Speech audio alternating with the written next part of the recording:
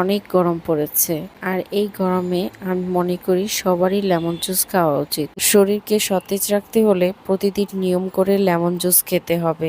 তাহলে হবে কি আমাদের বডিটা হাইড্রেট থাকবে।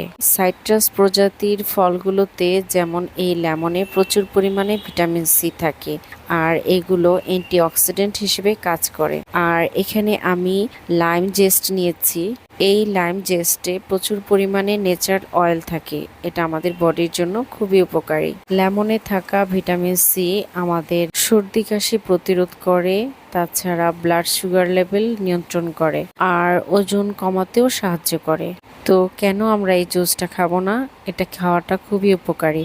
আমি আগে থেকেই সুগার সিরাপ তৈরি করে ফ্রিজার করে রেখেছিলাম, তো এর সাথে আমি লাইম জুস দিয়ে দিয়েছি আর অ্যাট লাস্ট গার্নিশের জন্য লাইম জেস্ট দিয়ে দিলাম। সো তৈরি হয়ে গেল মজাদার লেমন জুস।